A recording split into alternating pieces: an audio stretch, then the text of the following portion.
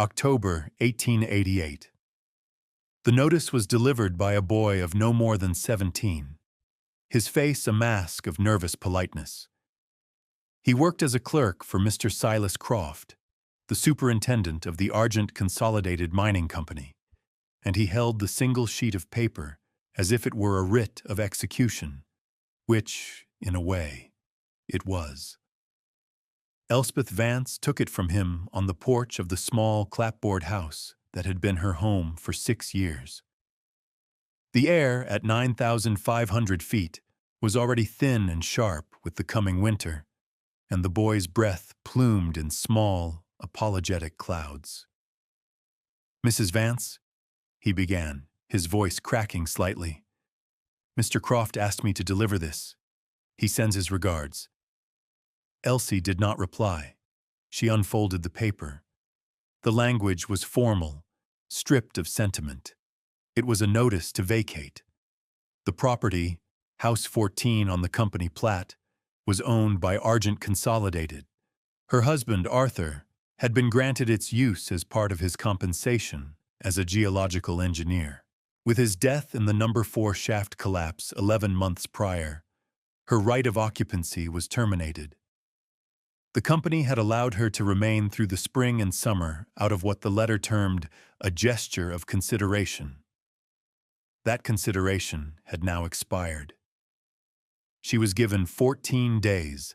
A final settlement of $50 would be paid to her upon surrender of the keys. The document was signed in a tidy, impersonal script by Silas Croft. She read it twice, her expression unchanging. The boy shifted his weight from one foot to the other, the crunch of gravel loud in the quiet afternoon. He clearly expected tears, or pleading, or some outburst of female hysterics that would allow him to retreat in a flurry of sympathetic noises. Elsie gave him none of it. She simply folded the paper back along its creases and held it in her hand. Her composure was a wall he could not breach. "Thank you, Thomas," she said, her voice even. She knew his name. His mother bought eggs from her when her hens were laying well. "You've done your job." The boy seemed to deflate with a mixture of relief and disappointment. "Yes, ma'am. Mr. Croft said, he said if you have any difficulties, you're to speak with him at the company office." "I understand," she said. It was not an offer of help.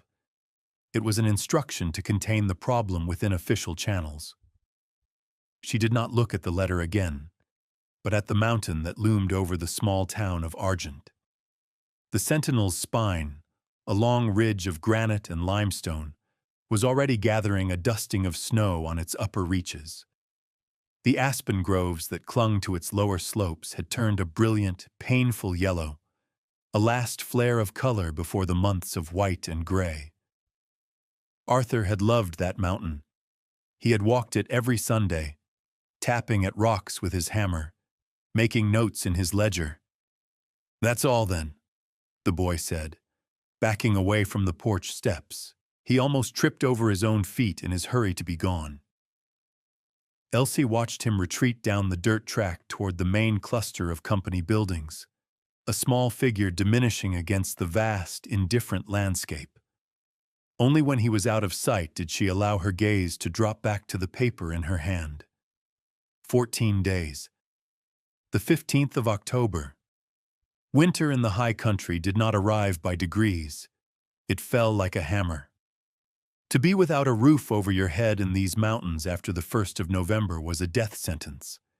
The $50 was an insult, enough to pay for a funeral, but not for a life. The cruelty of it was not in its passion, but in its neat, bureaucratic efficiency. It was a line item in a ledger, the closing of an account. Arthur Vance, deceased. House 14, asset to be reclaimed. Elspeth Vance, widow, liability to be discharged.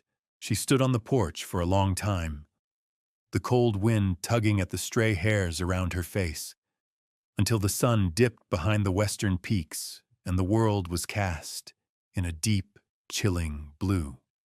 She felt no self-pity, only a cold, clarifying anger that settled deep in her bones, solid and heavy as granite. She went inside, leaving the door open for a moment to let the last of the light in. The house was 2 rooms, meticulously clean. Arthur's books were still on the shelf, his rock samples lined up on the mantelpiece.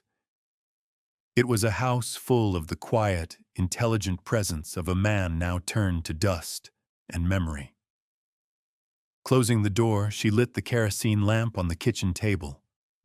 The flame cast a warm, flickering glow, a small pocket of order against the encroaching dark. The notice to vacate lay on the table, a stark white rectangle in the center of the worn wood. It was a declaration of war, written on company letterhead, and Elspeth, standing in the sudden, profound silence of her empty home, understood that she had no choice but to answer it. She would not weep. She would not beg. She would calculate. That evening, Elspeth sat at the kitchen table where she and Arthur had shared more than 2,000 meals. She did not cook. She did not eat. Instead, she opened a small, cloth-bound ledger, the kind used for household accounts, and sharpened a pencil with a paring knife.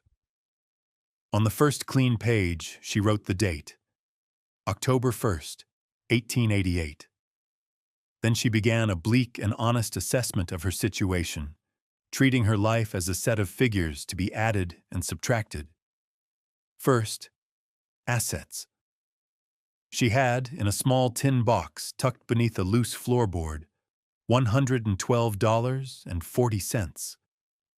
This was the sum of her savings, accumulated from selling eggs and mending clothes for the miners' wives, supplemented by the meager amounts Arthur had been able to put aside. She added to this the $50 the company had offered, bringing the total to $162.40. It seemed a pitifully small number to stand between her and annihilation. Next, she listed her physical possessions. The furniture in the 2-room house, a bedstead, a table, 2 chairs, a washstand, was heavy and of little value.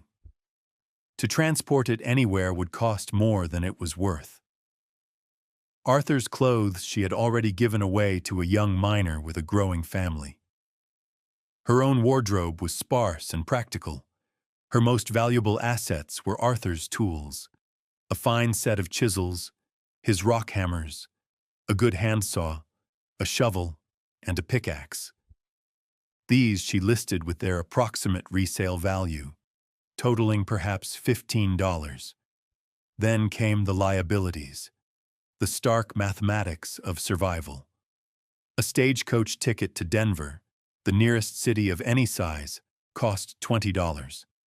That would leave her with $142.40. A room in a respectable boarding house in Denver, she had heard, was $5 a week, assuming she could even find one that would take a woman of her age. She was 38 years old. She wrote the number down. 38. Not old, but no longer young. Boarding houses and factories hired girls in their late teens and early 20s. Girls who could work 14-hour days on their feet without complaint. They did not hire widows approaching 40, women whose faces were beginning to show the lines of work and worry. Women who carried the quiet grief of loss like a second shadow. She could, perhaps, find work as a laundress or a cook, but that was uncertain. And every week she spent searching for work would drain her small reserve of cash. At $5 a week for lodging and another $3 for food, her savings would last less than 6 months, and that was the optimistic projection. The one that did not account for illness or theft or the simple, grinding misfortune that so often clung to the unattached and the unprotected. She wrote down her options, numbering them in her neat, clear hand. 1. Leave Argent. Travel to Denver and seek work. High risk. Probable failure within 1 winter. 2. Remain in Argent, but where? The only lodgings were company-owned. No one would take her in. The miners and their families lived in fear of the company's displeasure. To shelter a person evicted by Argent Consolidated would be to risk their own home, their own job. 3. Appeal to Mr. Croft. Beg for an extension, for a different settlement, for mercy. She crossed this option out immediately. Her pride was a hard, unyielding thing, the last true possession she had. She would not give Silas Croft the satisfaction of seeing her humbled. He was a man who understood numbers, not mercy. To him, she was a cost to be eliminated. She sat back in her chair, the pencil still in her hand. The numbers on the page were clear and unforgiving. They described a box, a trap with closing walls. The town of Argent, which had been her home, was now hostile territory. The community she had served in small ways, with her eggs, her needle, her quiet presence, would turn its back. They had their own families to protect, their own narrow margins of survival. She could not blame them. The company was the sun around which their small lives orbited, and it could burn them as easily as it was now burning her. The silence in the small house deepened. The only sound was the faint hiss of the kerosene lamp and the ticking of the mantel clock, each tick measuring out the seconds of her 14 remaining days. She was alone.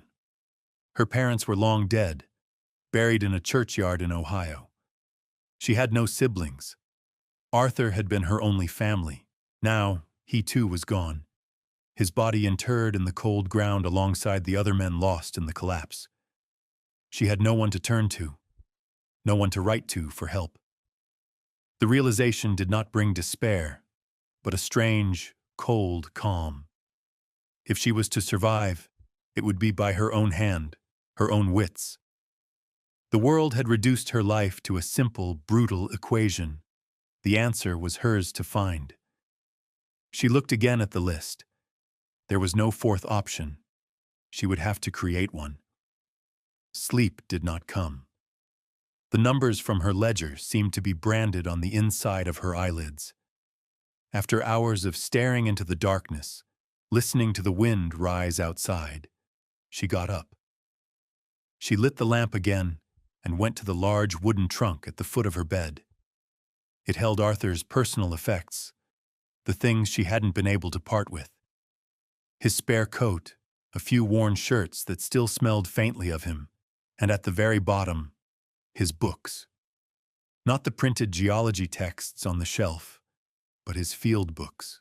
There were 6 of them, leather-bound journals filled with his precise, angular handwriting and meticulous sketches.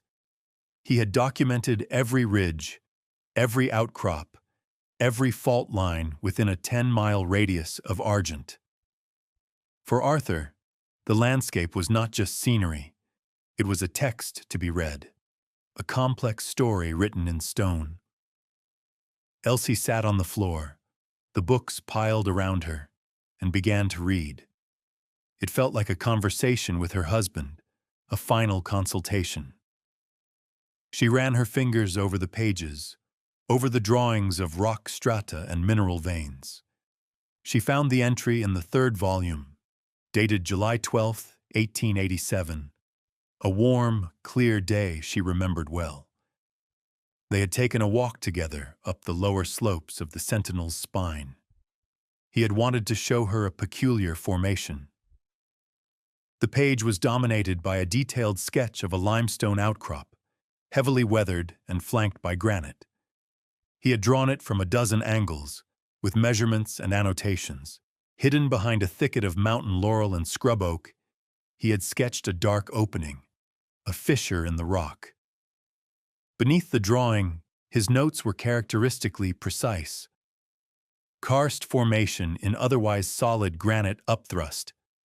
South-facing fissure, approximately 3 feet high, 2 feet wide at entrance, appears stable, interior dry, protected from prevailing northwesterly winds.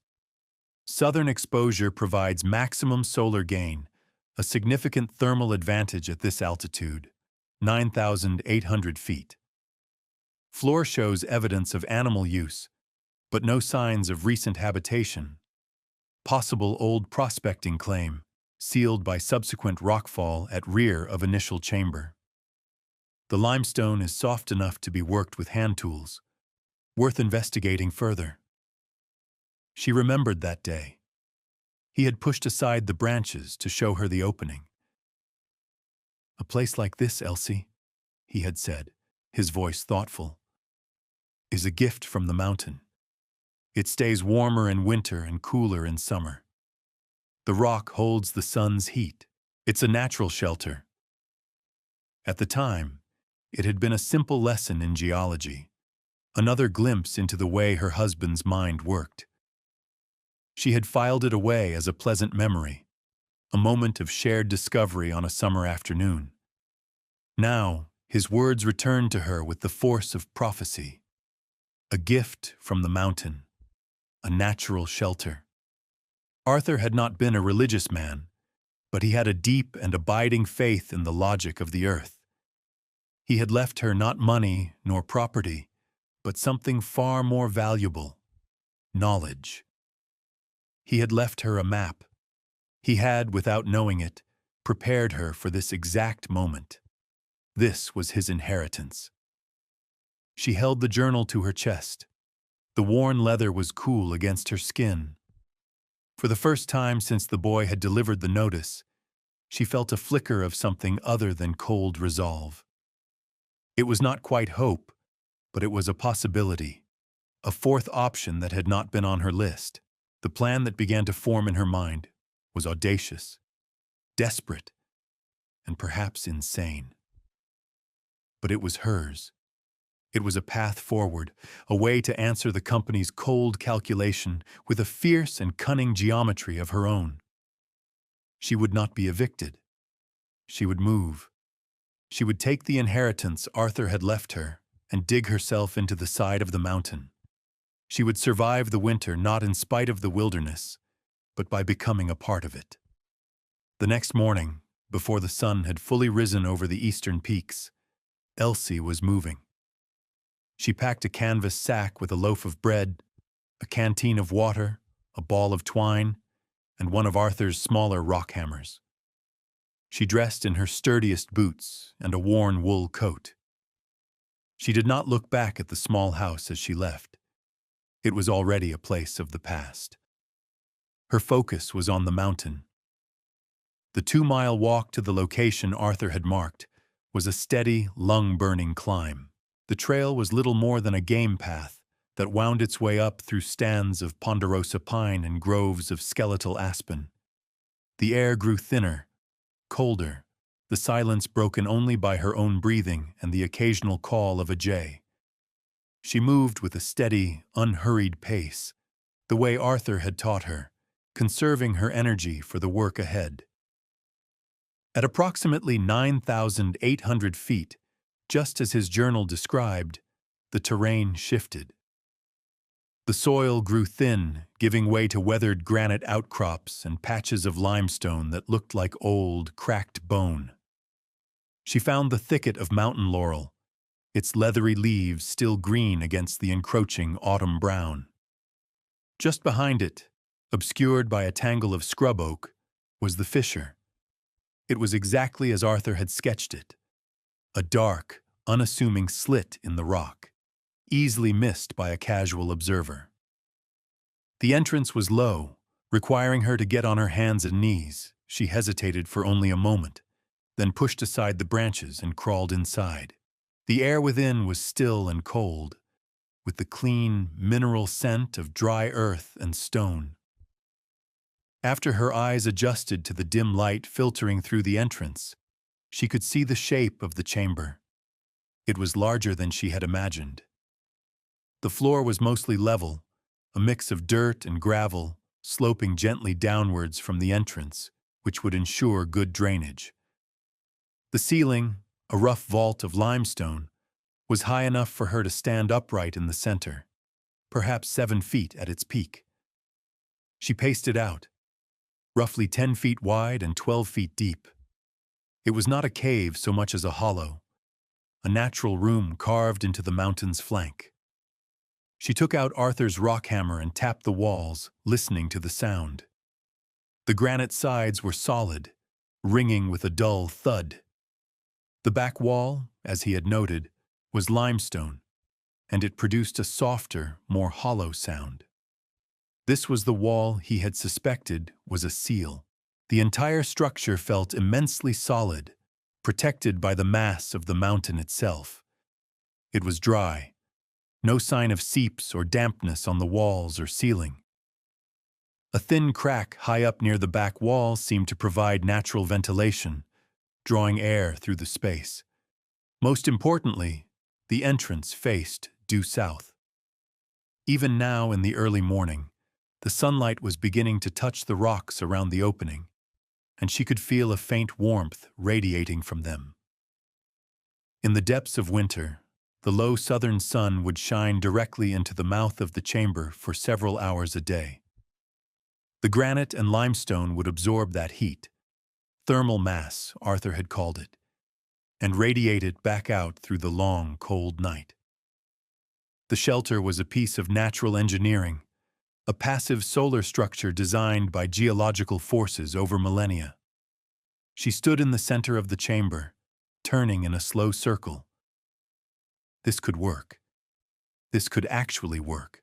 It was a desperate gamble, but it was founded on sound principles, on the knowledge her husband had so carefully gathered. This was not a hole in the ground. It was a foundation. It was a place to make a stand. She spent another hour there, clearing away loose stones from the floor, measuring the dimensions with her length of twine, and scratching notes and calculations onto a flat piece of shale with a sharp rock. By the time she crawled back out into the daylight, her mind was no longer occupied with the injustice of the eviction notice. It was filled with plans, with the practical problems of construction and logistics. How to build a door, where to place a stove, how much firewood would be needed. The fear and anger had been burned away by the cold fire of purpose. Elsie walked back down the mountain, her steps lighter than they had been on the ascent. She did not go back to the company house. Instead, she walked directly to Abernathy's general store, the hub of the small town's commercial life. The store was a long, low building smelling of coffee, cured meat, and oiled leather. Mr. Abernathy stood behind the counter, a stout man in his late 60s with a fringe of white hair and kind, discerning eyes. He had known Arthur well, respecting him as one of the few company men who did not put on airs. He had been quietly kind to Elsie since Arthur's death, always slipping an extra apple or a handful of candy into her basket. He watched her approach the counter, his expression one of gentle concern. "Elsie," he said, his voice a low rumble, "heard the news. That business with Croft is a damned shame." "It is what it is, Mr. Abernathy," she replied, her voice steady. She placed her list on the worn wooden counter. "I need to make some purchases." He picked up the list and read it, his eyebrows rising slightly. A good shovel, a pickaxe, a small cast-iron camp stove, 20 feet of stovepipe and a flue collar, a heavy 12 by 16-foot canvas tarp, a 10-pound box of assorted nails, sacks of flour, beans, and salt pork, coffee, lard, kerosene. It was not the list of a woman preparing to leave town. It was the list of someone digging in for a siege. He looked up from the paper, his eyes searching hers.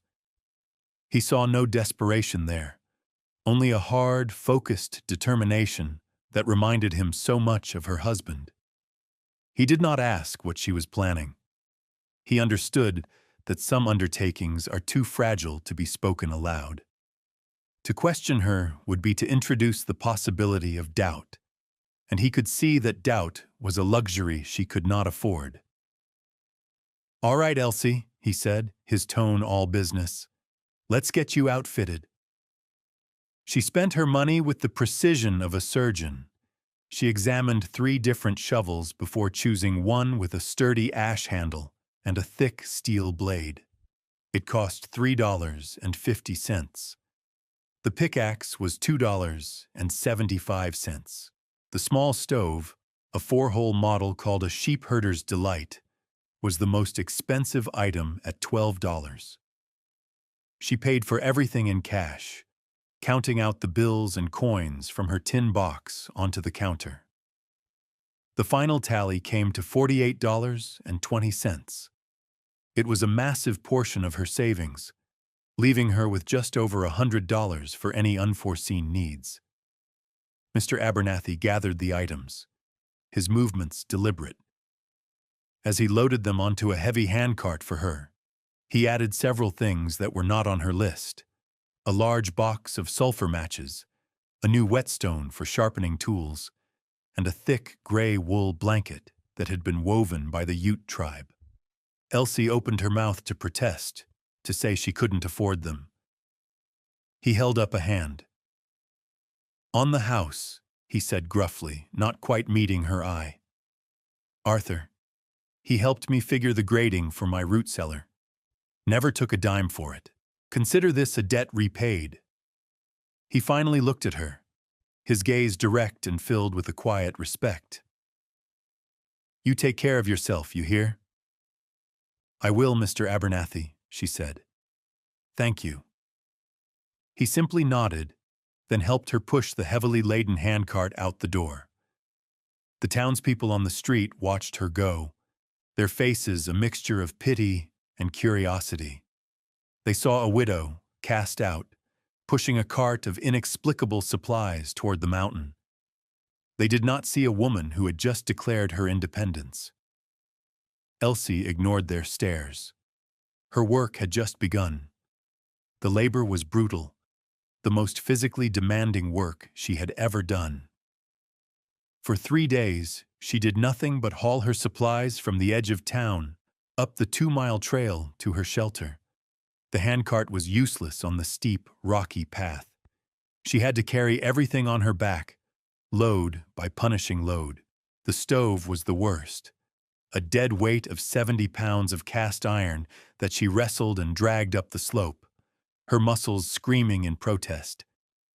Each trip left her breathless, soaked in sweat despite the cold air, but with every load she successfully deposited in the stone chamber, her sense of ownership grew. This place was being purchased not with money, but with the currency of her own sweat and endurance. Once the supplies were assembled, the real work of construction began. Her first priority was to investigate the back wall of the chamber. The limestone wall that Arthur had suspected was a seal. Using the new pickaxe, she started chipping away at the rock. The work was slow and exhausting. The limestone was softer than the surrounding granite, but it was still stone. For 4 days, she worked by the light of a kerosene lamp, the rhythmic thud-clink of the pickaxe the only sound. Her hands, unaccustomed to such labor, blistered, broke open, and bled. She wrapped them in strips of cloth from an old shirt and kept working. On the 5th day, her pickaxe broke through. Not into open air, but into a hollow space. The sound changed from a dull thud to a resonant boom. With renewed energy, she widened the hole, pulling out chunks of fractured limestone until the opening was large enough to crawl through. She lit her lamp and peered inside. It was another chamber, larger than the first, and it was filled with the dust of ages. A massive rockfall from the ceiling had sealed this inner room from the outer one, perhaps centuries ago.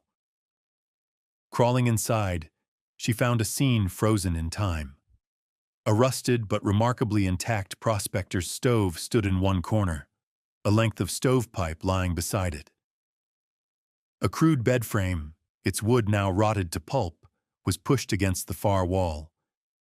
Near it lay a pickaxe with a shattered handle and a small tin lockbox.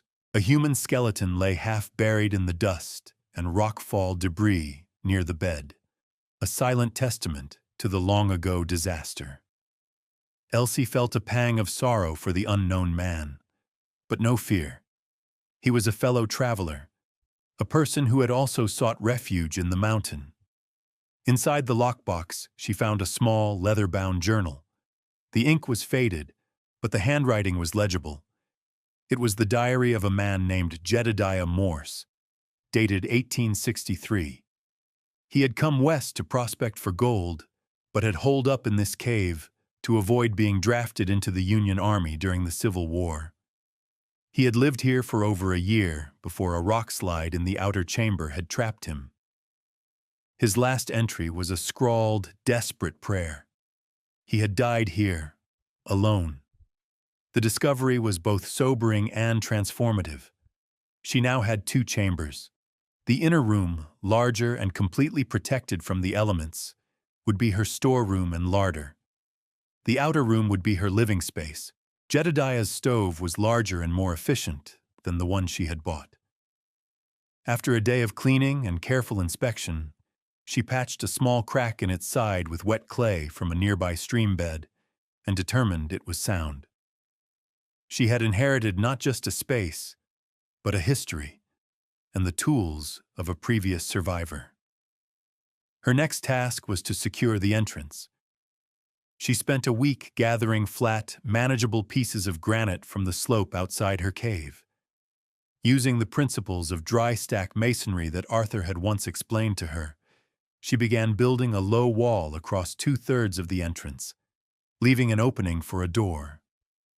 She lifted and placed each stone with care, fitting them together like a puzzle, using smaller stones to chink the gaps. The wall rose slowly, a testament to her patience and strength.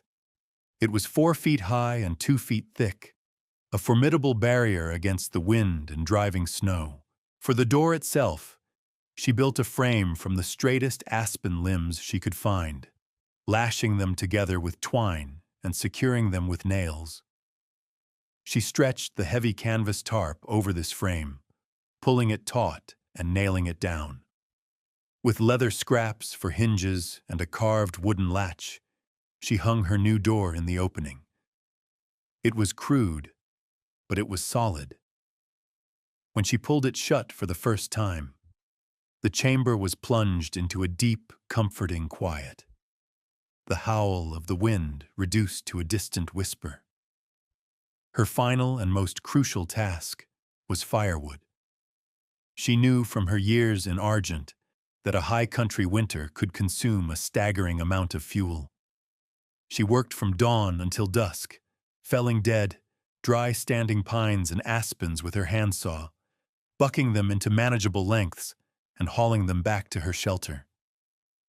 She stacked the wood in the inner chamber, organizing it by size and type: pine for quick, hot fires to warm the space in the morning, aspen and oak for slower, longer-burning coals to last through the night. When she was done, the entire back wall of the inner chamber was a solid mass of neatly stacked firewood, a bulwark of BTUs, a promise of warmth against the coming cold. It was the most beautiful thing she had ever built. The first test came in the second week of November. A storm rolled in from the northwest, a wall of bruised purple clouds that swallowed the peaks and descended upon the valley. The temperature plummeted from a mild 30 degrees to 10 below zero in less than 12 hours. The wind rose to a steady, shrieking gale, driving a blinding curtain of snow before it. In the town of Argent, people huddled in their drafty clapboard houses, stuffing rags into window cracks and feeding their stoves constantly. Elsie was sealed inside her fortress of stone. She woke that first morning to a world transformed. The only light in her chamber came from the flickering flames in Jedediah's old stove. The wind howled outside, but her canvas door barely trembled. The thick stone walls absorbed the sound, creating a profound sense of security. She lit her kerosene lamp and began her daily routine, a ritual of survival she had already perfected. First, the stove. She opened the firebox, the cast iron radiating a steady, life-giving heat. The coals from the oak logs she had banked the night before were still glowing. She added 2 pieces of dry pine, which caught immediately, and then 2 larger pieces of aspen. Within minutes, a steady, efficient fire was burning. She placed a pot of water on to boil for coffee. Next, she checked the temperature. She had hung a small thermometer, another of Arthur's tools, on the wall. It read a steady 55 degrees. Outside, the world was a maelstrom of ice and wind at 10 below. Inside her shelter, buffered by feet of earth and rock, it was warmer than her old company house had ever been on a winter morning.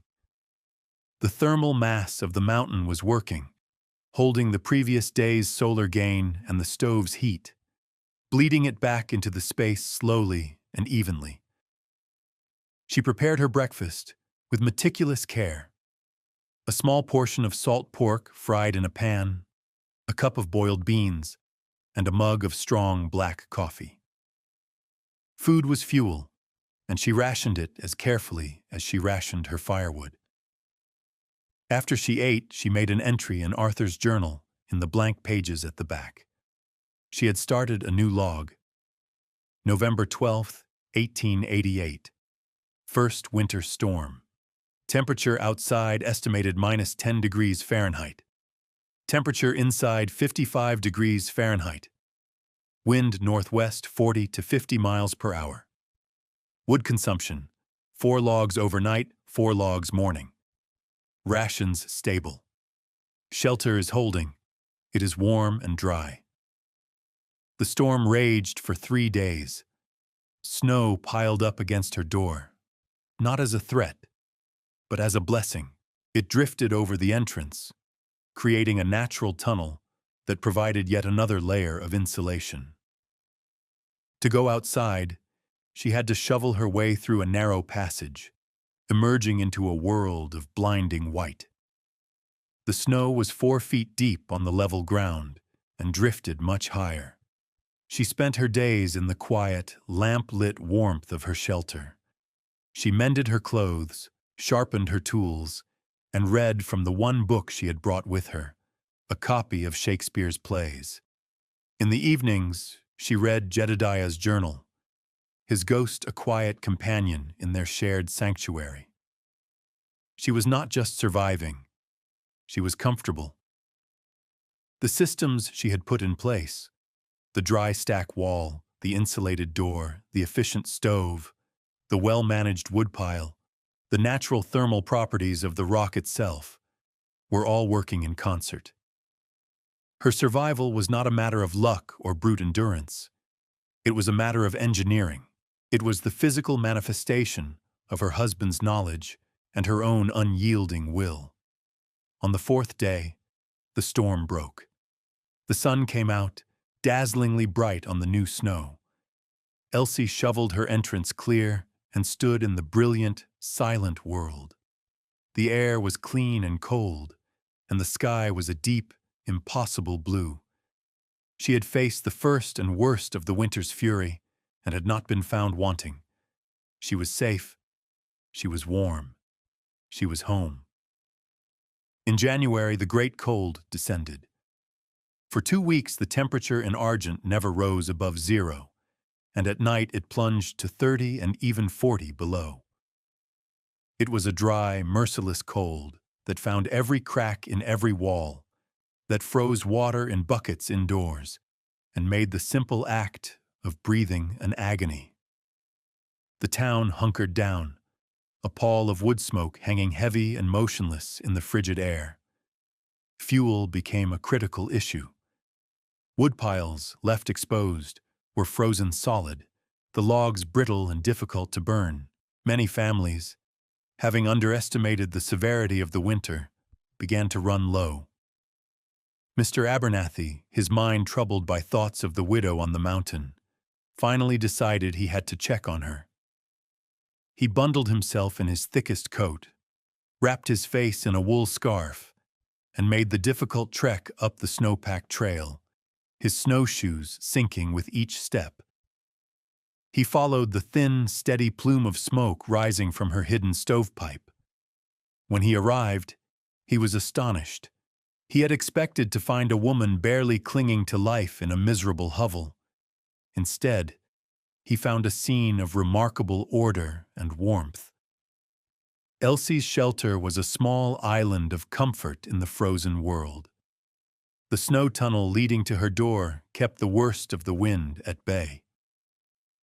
When she opened the canvas flap to his knock, a wave of warm, dry air washed over him.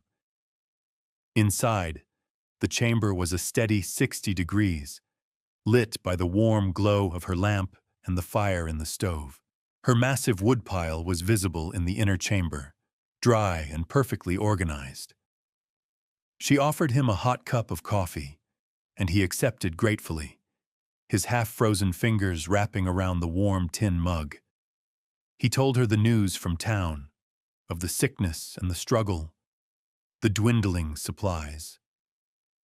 He had brought her a sack of fresh ground coffee and a small wheel of cheese, refusing any payment. He looked around the shelter, at the solid stone walls, the neat shelves she had carved into the limestone, the general air of competence. "By God, Elsie," he said, his voice filled with awe, "you've built yourself a better home than any in Argent." His visit was the beginning. Word of the widow in the rock and her warm, efficient shelter spread through the suffering town. The first to seek her out was Sarah Gable, another widow from the mine collapse, whose small shack at the edge of town was notoriously drafty. She arrived with her 2 young children, their faces pinched and blue with cold. She had run out of dry firewood. Elsie did not offer charity, which she knew would only wound the other woman's pride. She offered knowledge. She gave Mrs. Gable a hot meal and sat her children by the stove. Then she took out a piece of shale and, with a shard of limestone, drew a diagram. She explained the principles of a windbreak, showing her how to build a simple wall of snow and rock around her door. She taught her how to bring a day's worth of wood inside each evening to dry by the fire for the next morning. She explained how banking the fire with slow-burning hardwoods could make it last through the night. Finally, she gave her an armload of her own seasoned pine. "To get you started," she said simply. Sarah Gable left not just with firewood, but with a strategy. Within days, others followed. A miner whose wife was sick with pneumonia came seeking advice on how to keep their room at a constant temperature. A young couple with a newborn baby asked how she kept her shelter so free of smoke and drafts. Elsie taught them all. She became an unlikely consultant on the physics of warmth, the engineering of survival. She drew diagrams of stovepipe installation, explained the importance of ventilation, and demonstrated how to stack a woodpile for optimal drying.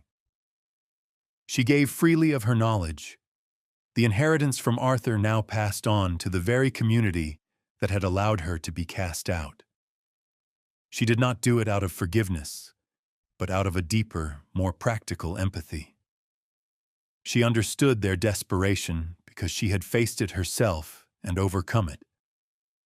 In the heart of that brutal winter, the woman who had been deemed a disposable liability had become the town's most valuable resource. In late April, as the snows began to recede and the first signs of spring appeared on the south-facing slopes, a man arrived in Argent who was different from the miners and merchants. He was Dr. Alistair Finch, a geologist with the United States Geological Survey, a man in his early 50s with a tweed jacket, a neatly trimmed beard, and an air of quiet, academic authority. He was in the region to survey mineral claims and to update the federal government's topographical maps. Finch had in his possession copies of several professional papers written by an engineer named Arthur Vance. He admired the man's work. It was precise, insightful, and showed a profound understanding of the region's complex geology. In Argent, while inquiring about Vance, he was told the tragic story of his death and the subsequent fate of his widow. The townspeople spoke of her with a new, grudging respect, telling him the story of the widow in the rock who had survived the great cold. They told him how she had taught them to weather the winter. Intrigued by this story of resilience and by his professional respect for her late husband, Finch decided to seek her out. He found her not in her shelter, but outside, turning over a small patch of soil she was preparing for a garden. She greeted him with a reserved composure, her hands stained with dirt.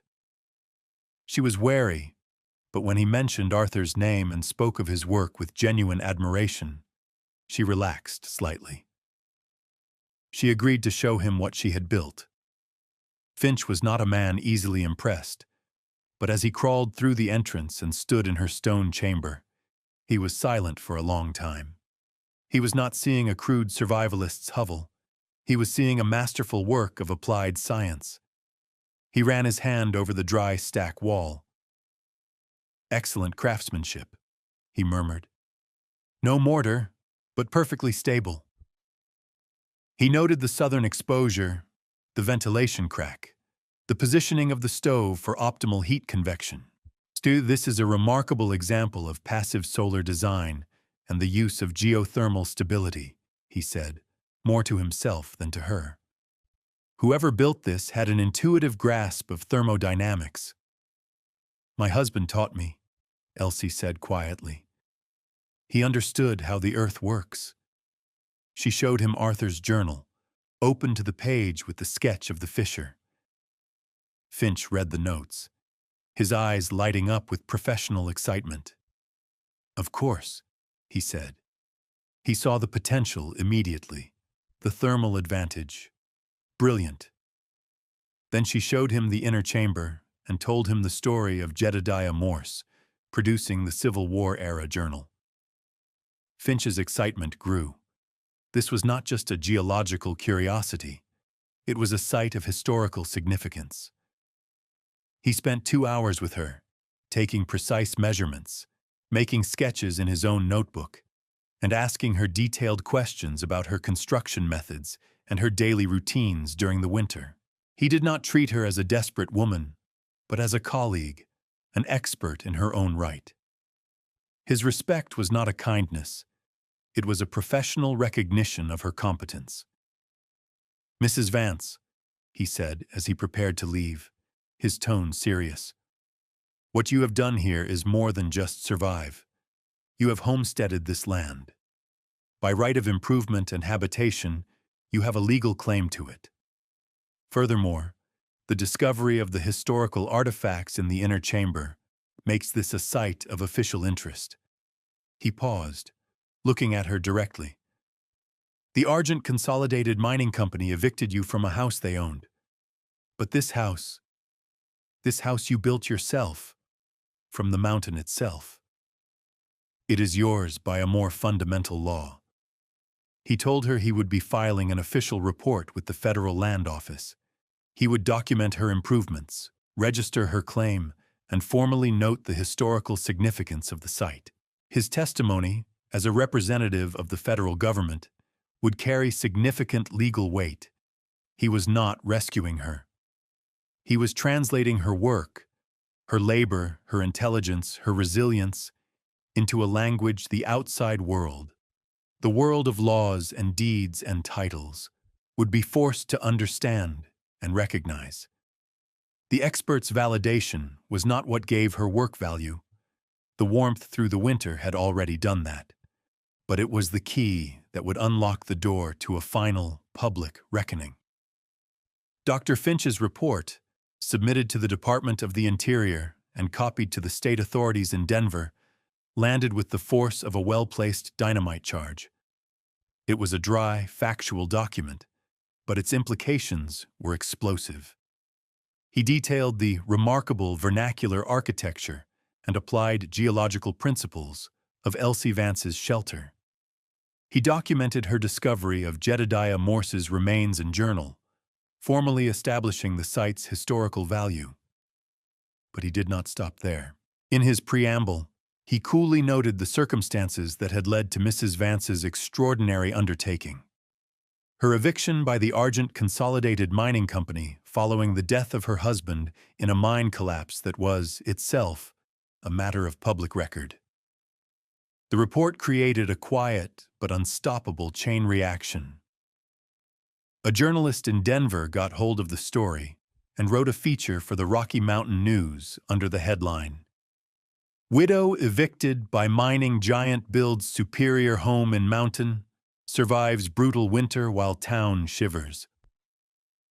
The story, picked up by papers back east, was a public relations disaster for Argent Consolidated.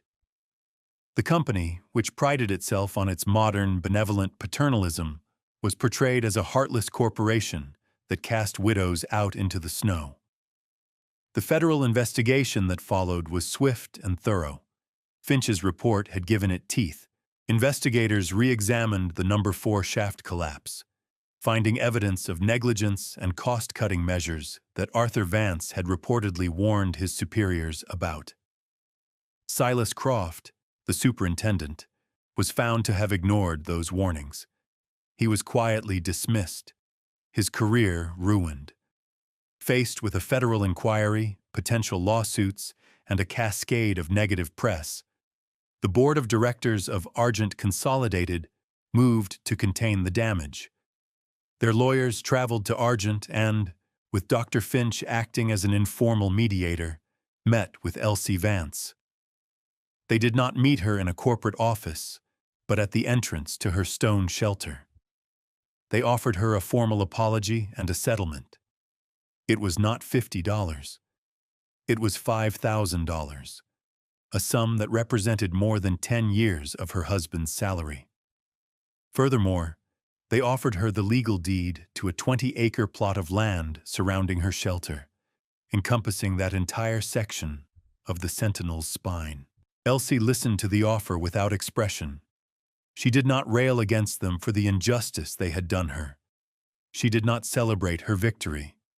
She simply accepted the terms with a quiet, powerful dignity. The reckoning was not triumphant. It was transactional, as cold and administrative as the original eviction notice had been. The company also established a small pension fund for the other widows of the No. 4 collapse, a move that salvaged some of their tarnished reputation. The money was deposited in her name at the bank in Silver Plume. The deed was registered with the county clerk. The truth had been documented, and the injustice, in its way, had been reversed. But the cost remained. Arthur was still dead. The months of back-breaking labor and profound loneliness were gone forever. The calluses on her hands and the quiet ache in her back were permanent reminders. With a portion of the settlement, she bought a small, well-built house in the town of Argent, a place with glass windows and a proper door. It would be her concession to the harshest months of winter, a base of operations. But she did not abandon her shelter on the mountain. It remained her true home. The script of her life closed not with a wedding or a departure, but with a quiet coda of self-reliance. The final scenes of her story would show her, in the warm light of a late summer afternoon, methodically restocking the inner chamber of her stone shelter. She sawed and split firewood, stacking it with the familiar, satisfying precision she had mastered. She brought up sacks of flour and beans, cans of coffee and peaches, lining them up on the stone shelves she had carved. The shelter was not a relic of a desperate time. It was a part of her, a statement of her own sovereignty. She had not been rescued. She had rescued herself. The world had tried to erase her, to write her off as a liability. She had answered by carving a permanent and irrefutable existence for herself out of the rock of the earth. The shelter remained hers, kept ready, a silent testament to the woman who had faced the cold, the cruelty, and the calculation, and had met them all with her own.